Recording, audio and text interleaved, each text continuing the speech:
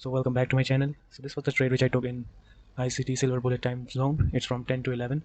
So now what was the thinking behind this trade? So before taking this trade, I saw that price is really deep down into discount zone and price should really go up and fill those imbalances. Okay. So now what I saw a big move, and you know my strategy. My strategy is like high low, like that strategy, and I know where will be the stop losses. So this made a higher high over here, another higher low, and then it made a higher high. Okay. This broke the high of this price structure, right? So now this is a higher high, and now this is a higher low over here, because this swing low was responsible for price to go take this high, right? So now I want to see price should go down of this low, because there will be lots of stop losses right over here, and I will show how there will be some stop losses.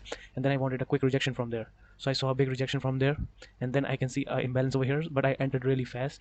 I entered over here and my take profit was at this imbalance, okay, and my stop loss is below of the structural low.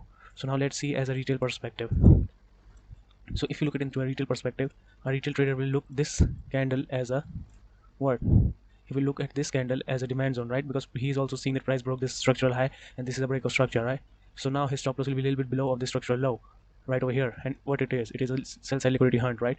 So I waited for price to go down and take this low properly, not like this, properly candle body is closing below of this structural low. Then I want to see a quick rejection from there, and I saw a quick rejection from there, and then I entered in the market for a long. Okay, and my target was this imbalance right over here and this imbalance right over here. I want to see the price to go and fill up all these imbalances over here, which price is left from 950. Okay, so now I took the trade over here and my stop loss is below this. Okay, and now there will be some traders like those who got their stop loss hunt over here, and then what they did, they saw a breakout, so they took a sell also over here. Okay, so what a market maker do? Market maker takes a buy at this moment. He will look for these type of opportunities in the market, so he will take a buy over here and he will push market against.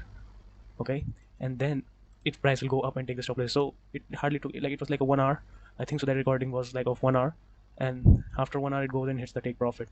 And what happens after that? Price kept on falling from there. Okay, and then there was nothing. Like then in the afternoon session I saw nothing. Like I was looking for this structure high over here, but it was not really that good. That's why I didn't took the sell over here. Otherwise I would have taken a sell over here.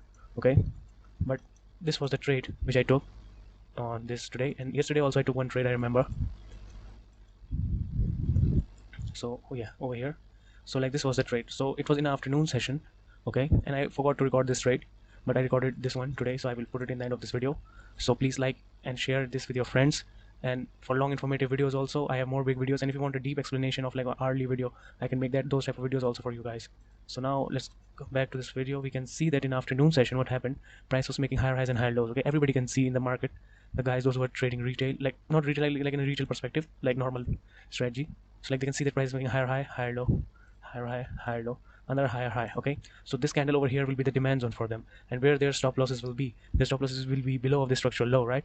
So now I know I want to enter over there.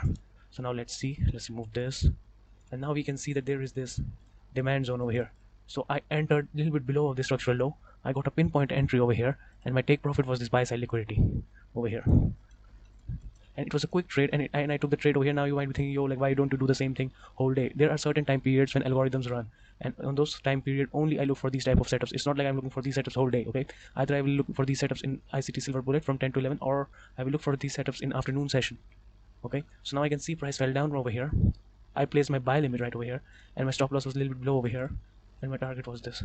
And I posted this trade on my Discord also, and if you want to join my Discord to stay up to date, you can join my Discord from the link in the description. Okay, so now this was my trade. So over here also, the trader, those who might be trading with the supply and demand strategy, they were thinking that this is a demand zone because price got fluctuated from here once, twice, and then after so much of consolidation, price goes down and take their stop loss over here. Okay, that's the moment the market maker and the algorithms are looking for. Price went up and took the buy liquidity, and then it happened one more time. You can see these type of rejections from here, right? So now if you mark this, so these are relative equal lows over here. So if you guys can see these type of relative equal lows, you know that what's below of this relative equal lows, because this is a support, okay, for the retail traders. So below of this support will be lots of stop losses. So what happened after that? Price fell down, took all the stop losses in last 10 minutes, and I know that ICT also talks about the last 10 minutes of NASDAQ when algorithms run like very much at that moment. So you can see the price fell down. I could have placed my buy limit over here, and my target would have been this high over here. My first take profit and my second take profit would have been this one.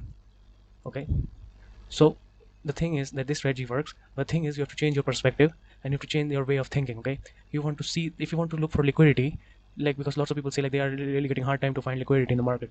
So what those guys can do, they can do the opposite of the retail traders, like the normal retail supply, demand, and support and resistance trader. Look for their trading style, like what they mark, like they mark buy, they mark support, they mark resistance. So look for that and look where they place their stop losses.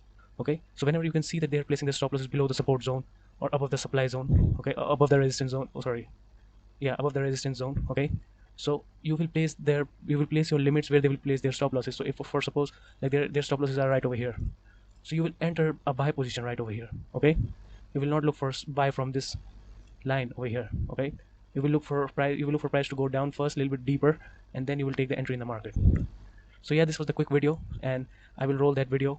Okay, the live video, watch the full video, that how the price moves and how I waited for so long for that trade, like for 1 hour. So yeah, so like this was a short video. And yeah, if you guys like this video, drop a like, share it with your friends, and subscribe for more content like this. And yeah, let's play that video.